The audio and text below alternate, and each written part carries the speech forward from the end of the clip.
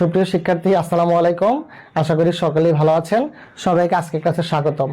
আজ আমরা শিখব আয়তাকার ঘনবস্তু নিয়ে। দেখুন, চিত্রে একটি আয়তাকার ঘনবস্তুর ছবি আমরা দেখতে পাচ্ছি। আয়তাকার ঘনবস্তুর এই যে লম্বা যেটা, সেটাকে আমরা দৈর্ঘ্য বলতে পারি, যেটা তার পাশে থাকে সেটাকে আমরা প্রস্থ বলতে পারি, আর সেটার যে এই উচ্চতাটাকে আমরা উচ্চতা বলতে পারি। দেখুন, আমরা সবাই এই যে টিস্যু বক্সটা ব্যবহার করি। তাহলে আমরা যদি দেখি, এইটা একটা আয়তাকার ঘনবস্তু। এটা তার হচ্ছে দৈর্ঘ্য, এটা তার প্রস্থ, এটা হচ্ছে তার উচ্চতা। ওকে, তাহলে আমরা যদি আয়তাকার ঘনবস্তুর দৈর্ঘ্যকে আমরা এ দ্বারা প্রকাশ করি, এবং প্রস্থকে যদি আমরা বি দ্বারা প্রকাশ করি, এবং উচ্চতাকে যদি আমরা সি দ্বারা প্রকাশ করি, তাহলে দৈর্ঘ্যটা হবে এ, প্রস্থ হবে বি, আর উচ্চতা হবে সি।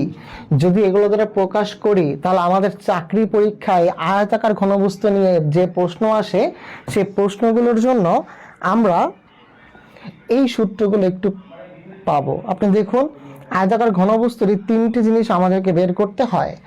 পরীক্ষা আসতে পারে আয়তাকার ঘনবস্তুর কর্ণের দৈর্ঘ্য কত, তাহলে সূত্রটা কিভাবে বলেন? √a² + b² + c²। এটা হচ্ছে আয়তাকার ঘনবস্তুর কর্ণের দৈর্ঘ্য বের করার সূত্র।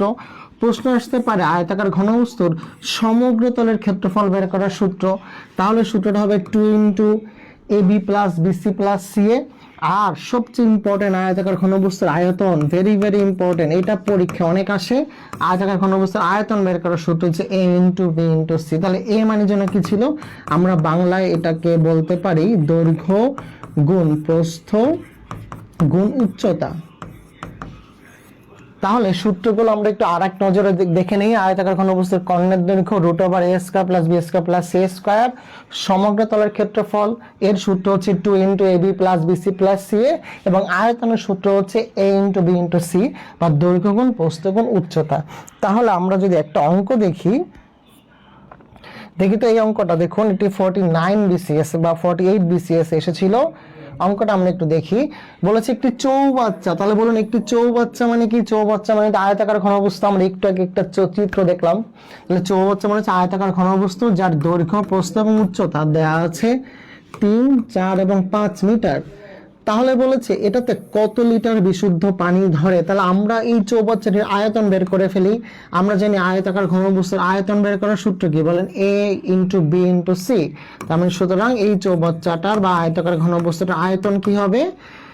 ABC মানে দৈর্ঘ্য প্রস্থ উচ্চতা, যার মান দেওয়া ছিল 3। তাহলে আমি বলতে পারি 3, a এর মান 3, b এর মান 4 এবং c এর মান হচ্ছে 5। যেহেতু সবগুলোর একক মিটার, 3 বার মিটার গুণ করলে এটার আয়তন দাঁড়াবে ঘন মিটার। তাহলে এগুলো যদি গুণ করি, 4 × 5 = 20, 20 কে 3 দ্বারা গুণ করলে পাবো 60 ঘন মিটার।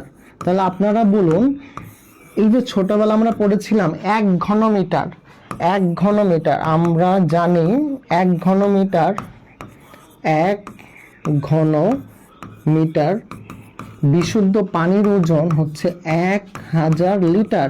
এটা আমরা অনেকেই জানি বা ছোটবেলা পড়েছিলাম। তাহলে বলুন, 1 ঘন মিটার বিশুদ্ধ পানির ওজন যদি 1000 লিটার হয়, তাহলে আমার যেহেতু 60 আসছে, তাহলে বলুন তো 60 ঘন মিটার।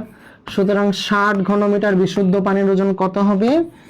1000 × 60 লিটার। এটাকে গুণ করলে কত পাবো বলেন তো? গুণ করলে পাবো 6, এবং কয়টা শূন্য? এখানে 3টা এবং এখানে একটা, 4টা শূন্য। তাহলে 6 এর পরে হবে 1, 2, 3, 4, অর্থাৎ আমি বলতে পারি 60,000 লিটার। অর্থাৎ আমার ওই চৌবাচ্চাটিতে 60,000 লিটার পানি ধরবে। তাহলে আমার দেখুন তো কোন অপশনটার সাথে, এই যে ঘ, আমার 60,000 লিটার পানি ধরবে। তাহলে আবার দেখুন, এই চৌবাচ্চা মানে হচ্ছে আয়তাকার ঘনবস্তু, যার আয়তনের সূত্র হচ্ছে a × b × c, বা বাংলা বললে দৈর্ঘ্য গুণ প্রস্থ গুণ উচ্চতা। তার আয়তনটা বের করে ফেললাম 60 ঘন মিটার, এবং আমরা জানি 1 ঘন মিটার বিশুদ্ধ পানির ওজন 1000 লিটার। তাহলে আমার 60 ঘন মিটার বিশুদ্ধ পানির ওজন কত হবে? 1000 কে 60 দ্বারা গুণ করলে আমরা পেয়ে যাব 60,000 লিটার। আমার আনসারটা হবে 60,000 লিটার, যেটা 48 BCS এসেছিল। তাহলে আশা করি আমরা এইটা সবাই করতে পারবো বা বুঝেছি। আসলে আমরা পরবর্তীতে আরেকটা প্র্যাকটিস দেখি আমরা পারি কিনা। দেখুন, এখানে একটু অঙ্ক দেওয়া আছে। বলেছে একটি আয়তাকার ঘনবস্তুর যে দৈর্ঘ্য প্রস্থ এবং উচ্চতা দেওয়া আছে 4, 5 এবং 3 মিটার। তাহলে তার কর্ণের দৈর্ঘ্য বের করতে বলেছে। তাহলে কর্ণের দৈর্ঘ্য বের করার সূত্র আমরা জানি √a² + b² + c²। যদি আমরা এটা করি, আসুন মানগুলো বসিয়ে দিই। 5, 4 এবং 3, তাহলে a এর মান 5, তাহলে এটা হবে 5², b এর মান 4, তাহলে এটা 4² এবং c এর মান 3, যেটা হবে 3²। তাহলে আমরা জানি 5² মানে হচ্ছে 25, 4² মানে 16 এবং 3² মানে 9। এগুলো যোগ করলে পাবো √50, 25, আর 9 আর 16 যোগ করলে 25, 25 যোগ করলে 50। এবার দেখেন √50 কে আমরা কিভাবে লিখতে পারি? আমরা লিখতে পারি 25 কে লিখতে মানে 50 কে লিখতে পারি 25 × 2। দ্যাট মিন্স 25 কে রুট করলে আমরা পাবো 5, আর 2 কে রুট করলে পাবো 2, অর্থাৎ আমার আনসারটা হবে 5√2। আমার আনসারটা হবে 5√2। আমার আনসারটা হবে 5√2, অর্থাৎ আমার এই আয়তাকার ঘনবস্তুটার কর্ণের দৈর্ঘ্য হবে 5√2। এখন আপনারা এই আয়তাকার ঘনবস্তুটির সমগ্র তলের ক্ষেত্রফল কি হবে?